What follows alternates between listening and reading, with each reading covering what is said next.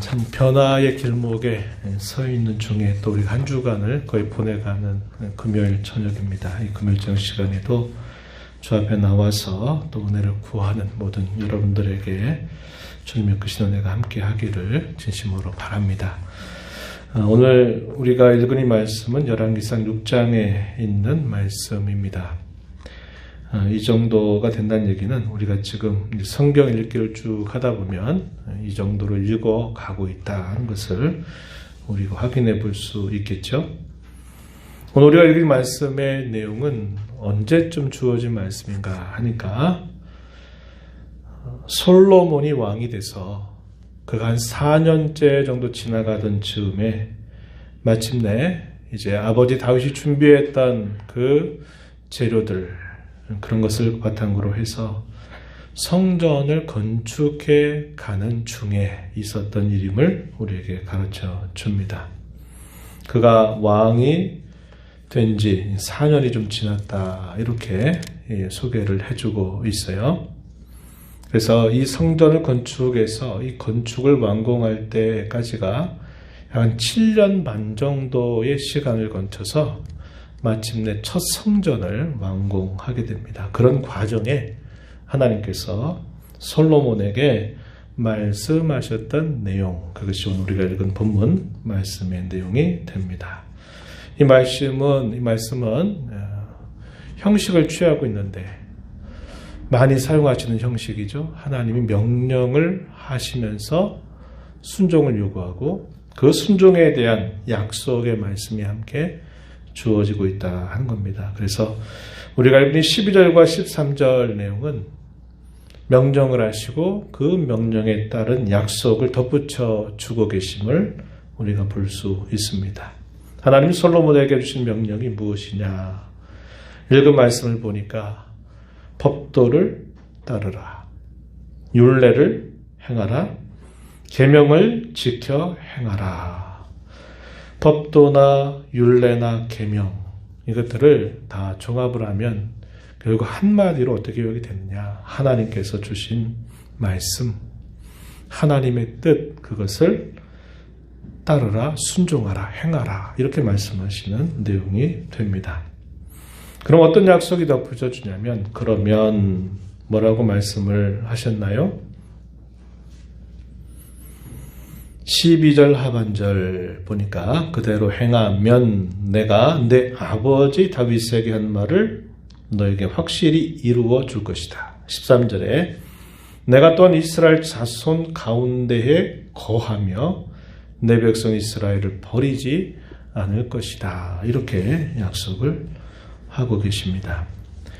이걸 이렇게 표현으로 바꿀 수 있어요. 첫 번째 하나님의 약속이 뭐냐면 다윗에게 약속한 것을 확실하게 이룬다. 이 말은 다윗에게 먼저 그 말씀하셨어요. 다윗 언약이라 부르는 그 내용에서 어떤 약속을 하시냐면 너의 왕위를 영원히 견고하게 해줄 것이다.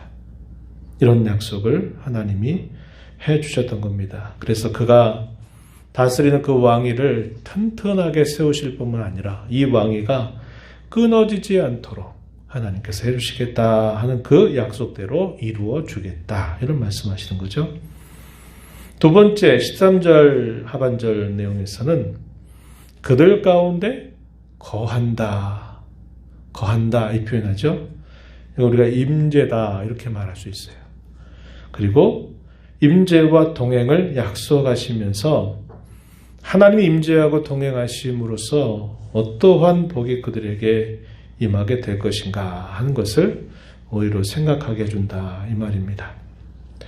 안타깝게도 하나님께서 그들 가운데 거하시는 것이 떠나게 되면서 에스겔서에 보게 되니까 여호와의 영광이 성전으로부터 떠나게 되면서 그들에게 무슨 일이 닥치냐 하면 이방 나라에 의해서 패망을 당하고 유린을 당하는 그런 일이 있게 되었던 겁니다. 반면에 하나님이 그들 가운데 함께 계시면 세상의 어떤 나라도 하나님의 백성들을 건들 수 없도록 하나님은 그들을 돌봐주시고 하시는 것을 우리가 알게 됩니다. 그래서 하나님은 이 성전을 건축하고 있는 중에 솔로몬에게 말씀을 하신 겁니다. 나의 뜻과 내 명령, 내가 너에게 하는 말을 잘 따라 행하면 너의 왕위가 영원히 견고하게 될 것이고 내가 너희와 함께하고 내가 너희를 붙들어 줘서 그런 말미암아 주어지는 모든 복에 참여하게 하실 것이다. 이런 약속을 덧붙여주고 있는 것입니다. 그런데 이 말씀은 성전이 건축되고 있는 중에 하나님이 솔로몬에게 하신 말씀인데 이런 비슷한 말씀들이 여러 차례 주어집니다. 시기적으로 따져가면요. 성전을 건축하기 전에 그가 왕위를 물려받아서 그가 가장 먼저 했던 일 1,000마리의 희생으로 하나님의 번제를 드리고 난 그날 밤 꿈에 나타나셔서 하나님이 하셨던 말씀 그 내용이 3장 14절 거기에 소개가 됩니다. 한번 앞으로 가볼까요? 3장 14절 말씀에 보면은 그가 왕이 되고 나서 하나님 앞에 1,000마리의 번제를 드리고 난 날 그날 밤에 하나님이 꿈을 통해서 이 솔로몬에게 나타나셔서 말씀하신 내용입니다. 한번 읽어봅니다. 14절입니다. 내가 만일 내 아버지 다윗이 행함같이 내 길로 행하며 내 법도와 명령을 지키면 내가 또 내 날을 길게 하리라. 이렇게 말씀하셨어요. 거의 비슷한 말씀을 하신 것인데 그가 왕이 되고 나서 바로 얼마 되지 않아서 하나님이 이 솔로몬에게 그런 말씀을 하신 것이에요. 그리고 아까 말씀드렸습니다만 약 4년 정도가 지나가고 난 다음에 그가 이제 이 성전을 건축하게 됩니다. 건축을 하게 될 때에도 하나님께서 이 솔로몬에게 또다시 나타나셨어요. 6장 1절 말씀 보니까 이 성전을 건축하게 된 시기가 언제쯤 되는가 소개해 주기를 애굽에서 나온 지는 480년이 지났다 이렇게 말하죠. 그리고 솔로몬이 왕이 된 지는 4년 15월 곧 둘째 달 4년 2개월째 되던 때 이제 솔로몬이 이 성전을 건축하기 시작해서 7년 반 정도 동안을 계속 진행해서 성전을 완공하게 되는데 그 도중에 이렇게 하나님이 오늘 우리가 읽은 본문 6장 12절 13절에 이런 말씀을 또다시 하셨어요. 그뿐만이 아니라 7년이 이제 지나면서 성전이 완공이 돼서 하나님께 성전 봉헌식으로 봉헌을 드리고 난 다음에 성전 건축을 마치고 난 이후에 하나님이 솔로몬이 기도했던 그 기도의 내용을 들으시면서 응답하시는 말씀 중에 또 그 말씀이 주어져요. 9장으로 한번 가봅니다. 열왕기상 9장 6절 이하에 보면은 그런 말씀이 또 소개가 돼요. 이것은 하나님이 성전 봉헌식 때 하나님께 기도 올렸을 때 그 기도에 대해서 훗날 응답하시면서 하신 말씀입니다. 6절 말씀 한번 우리 읽어봅니다.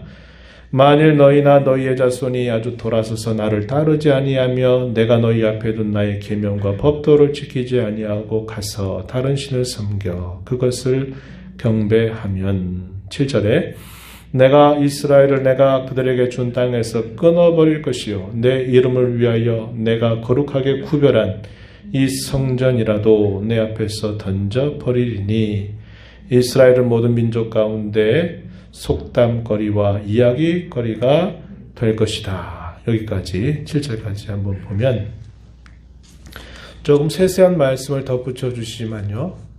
하나님께서 역시 비슷한 말씀을 그대로 하고 있다는 겁니다. 정리해보면 왕이 되고 나서 그가 왕위를 계승해서 왕으로 다스리게 되는 그 시작 즈음에 또 이스라엘에 있어서 가장 큰 사건이라고 부를 수 있는 것 중에 하나 성전을 건축한 이런 과정에 있을 때 그리고 이 성전 건축을 완공하고 난 이후에 하나님이 응답하시는 말씀 속에서 역시 그 동일한 말씀을 계속 하셨다는 거예요. 이게 왜 이렇게 하나님이 성전을 건축하기 전, 성전을 건축하고 있는 중, 성전을 건축을 완공하고 난 이후에 이런 동일한 말씀들을 계속 하실까요?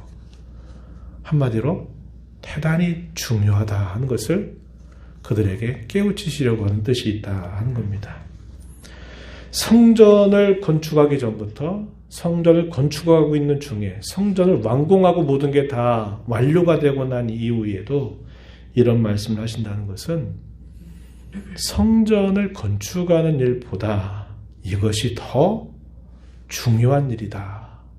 이것을 더 귀하게 여겨야 된다. 이것을 강조하시는 뜻이 있다고 하는 것입니다. 사람들의 관심은 어쩔 수 없이 어디로 쏠리게 되느냐. 눈에 보이는 것으로 그 관심이 쏠리게 돼 있어요. 그리고 이 성전을 건축한 이 일은 아까도 말씀드렸습니다만 이스라엘 역사에 있어서 아주 큰 사건 중에 하나입니다. 그래서 우리가 신약시대에 가게 되면요. 이스라엘 백성들의 종교 지도자들이 항상 그들의 신앙을 생각할 때 두 가지를 중요하게 여겨요. 하나가 뭐냐면 성전이에요. 성전. 이 성전 신앙이 대단히 중요합니다. 그리고 또 하나는 뭘까요? 그들이 하나님께로부터 받았던 모세의 율법, 이 율법을 그들의 모든 종교, 그들의 모든 신앙의 가장 중요한 근간으로 여기는 겁니다. 그래서 이 성전과 율법, 스데반은 돌로 쳐 죽였던 명목이 바로 이 스데반이 성전과 율법을 거스렀다 하는 것을 더 씌워서 사람들을 선동하니까 사람들이 어떻게 한 겁니까? 돌을 들어서 그에게 돌을 던진 거예요. 그래서 돌 맞아 순교를 당하는 모습을 우리가 잘 떠올려 볼 수 있어요. 그래서 이토록 사람들의 시선에는 그 조그만 그 땅 위에 세워져 있는 아주 값비싸고 값비싼 집, 이게 성전이죠. 다 거의 금을 중심으로 해가지고 세워져 있는 최고의 재료들로 외국에서부터 최고의 재료들을 다 그것을 수입을 해가지고 지은 집이 바로 이 성전입니다. 그래서 사람들은 이 성전에 온갖 관심이 집중되는데 하나님은 어디에 관심을 가지고 있느냐? 성전보다도 그 성전을 건축하는 왕의 마음, 곧 솔로몬의 마음이 어디를 향하고 있는가? 그것을 건축하고 있는 백성들의 마음이 과연 어디에 있는가? 이것을 하나님은 더 관심 있게 그것을 보고 계시다. 솔로몬에게 그리고 백성들에게 이것이 더 중요한 일이다. 이것이 더 우선적인 일이다. 이것을 강조하고 있다 하는 것을 우리가 보게 되는 겁니다. 그럼 하나님께서 왜 이러한 말씀들을 보이는 건물로서 세워지는 성전보다 더 강조하실까? 그 목적은 무엇인가? 두 가지로 정리해 봅니다. 하나는 가까이 눈에 가장 먼저 보이는 중요한 목적은 이 성전이 진짜 성전이 되도록 하게 하는 데 목적이 있다는 거예요. 우리가 잘 아는 것처럼 예수님께서 공생애를 3년 사시면서 성전을 정한 사건이 몇 번 있었습니까? 몇 번 있었죠? 2번 있었어요. 2번. 우리 얼마 전에 나누었는데 또 가물가물하신 겁니까? 네.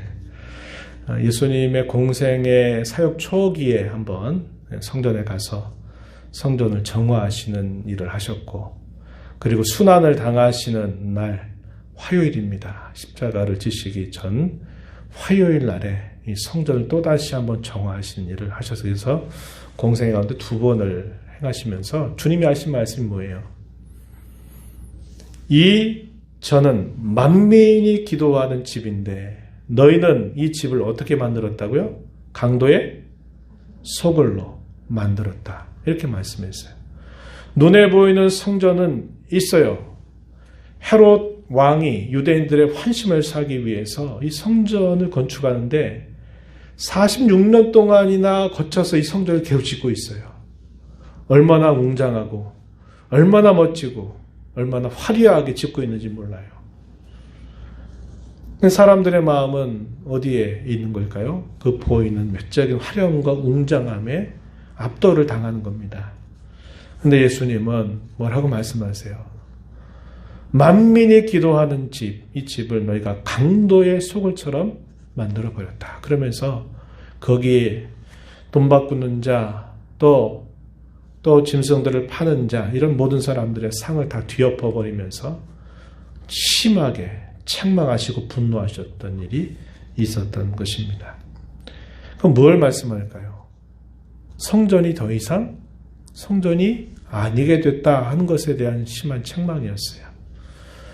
이스라엘 백성들은 이 성전 건축하는 일이 큰일이었음에도 불구하고 이 성전을 눈에 보이게 7년에 걸쳐서 이것을 아주 정교하고 화려하고 웅장하게 만드는 것이 참 중요하지만 하나님은 그거보다 더 중요한 것은 내가 너에게 지금 일러주는 이 이야기가 더 중요하다. 이것을 너희가 마음에 두고 잘 따르면 성전이 진짜 성전으로서 그 가치와 영광을 나타낼 것이지만 그렇게 되지 않는다면 이 성전은 더 이상 성전이 되지 못하게 된다는 겁니다. 그래서 하나님은 이 이야기를 그가 왕이 된 직후로부터 또 성전을 건축하고 있는 중에도 성전 완공이 다 끝나버려 있는 그때에도 하나님이 이 동일한 말씀을 계속 솔로몬과 백성들에게 전달하고 있다는 것입니다.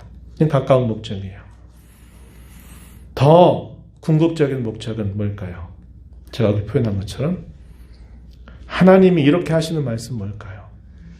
성전이 참으로 중요하게 여기는 그 핵심적인 사항은 뭐냐면 하나님이 그 백성 가운데 임재하는 거죠. 그리고 하나님이 그 백성들 가운데 함께 하신다는 것을 보여주는 겁니다.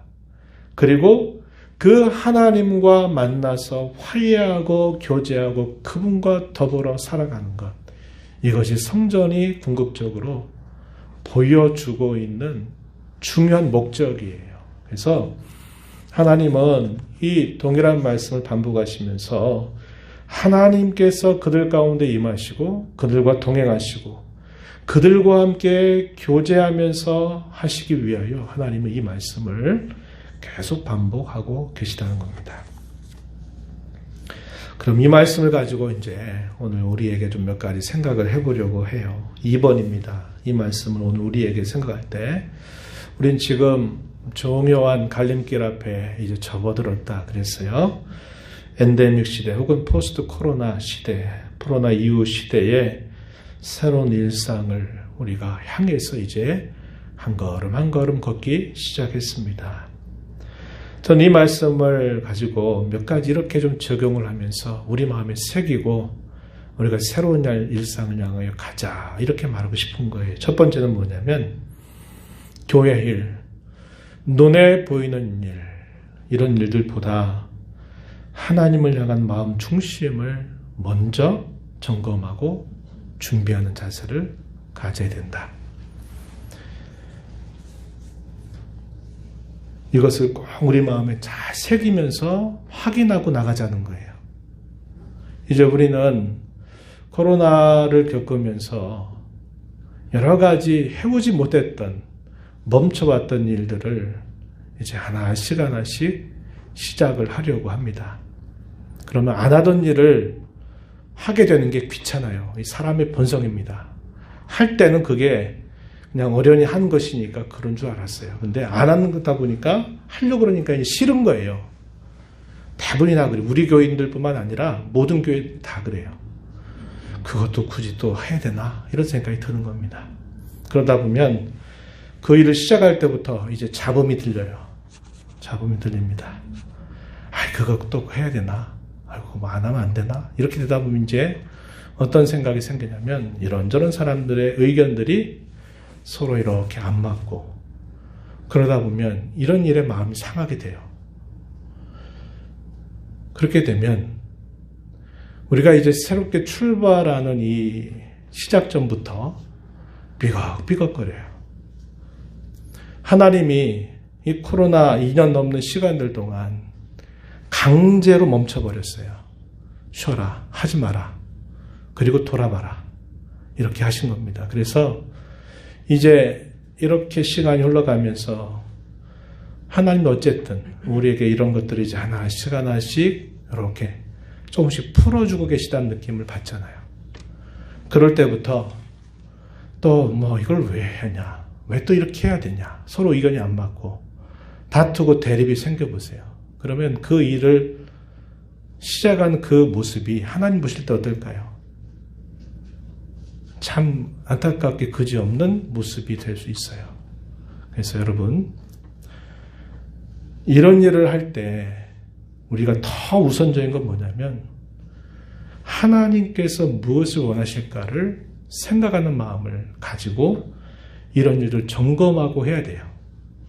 제가 누차 우리 재직들이나 이럴 때 얘기할 때 어떤 일들을 하는 것보다 더 중요한 것은 그 일이 지나가고 난 다음에 뭐가 남느냐가 더 중요한데, 눈에 보인다 그래서 이게 하나님의 일이고 교회에 속한 일이니까 주님의 일이다 이렇게 우리가 생각은 하면서도 그런 일들 할 때 우리가 점검해야 할 마음을 놓쳐버리면 그저 일이 돼버리고 이 일 때문에 괜히 다투고 또 상처 있고 아파하고 또 어떤 사람은 한다고 불평이고 또 안 하는 사람은 안 한다고 또 불평이고 이런 마음들이 생겨보세요.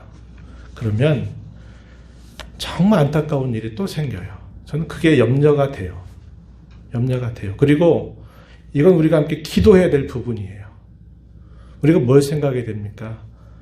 우리 자신들 서로 비교해서 어떠냐 이런 생각을 할 게 아니고 하나님이 그 오랜 시간 동안 하지 못하게 하셨다가 그것을 다시 시작하게 하신 그 하나님의 인도를 기억하면서 이제 우리에게 또 뭔가를 시작할 수 있는 기회를 주신다. 이런 마음을 가지고 하나님이 뭘 원하실까를 가지고서 그런 마음을 가지고 우리가 함께 가야 돼요. 그래서 이런 부분들을 조심해야 된다. 우리 연약해서 이런 일들이 그냥 다 은혜로 쉽게 되는 것이 아닌 줄 알아야 돼요. 그래서 이런 일들 앞에 제가 오늘 이 말씀을 통해서 그걸 나누는 겁니다. 어떤 일들을 해서 마음 상해서 상처받고 아파하고 그것 때문에 죄짓고 미워하고 이렇게 하는 일이 되지 않아야 돼요.